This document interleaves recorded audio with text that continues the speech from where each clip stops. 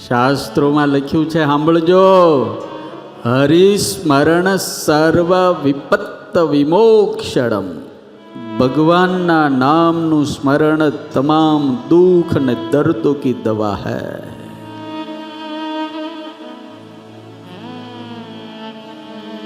એટલે આને કષ્ટભંજન કહે છે,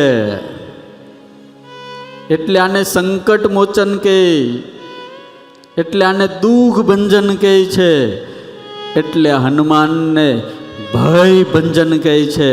એટલા માટે જ આ હનુમાનને લોકો ભીડ ભંજન કહે છે.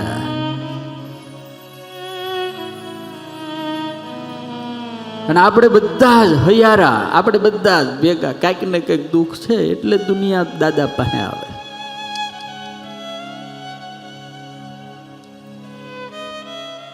અને હું સાળંગપુરમાં રહું છું એટલે મને અનુભવ છે. હું આટલા વર્ષથી 7-8 વર્ષ થઈ ગયા મારે સાળંગપુરમાં રહું છું.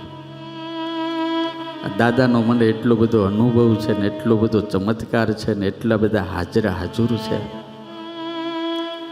હનુમંતણા ધામ ઘણા પણ મારા બાપ સાળંગપુર બેજોડ છે. કારણ કે હાજરા હાજર બેઠા.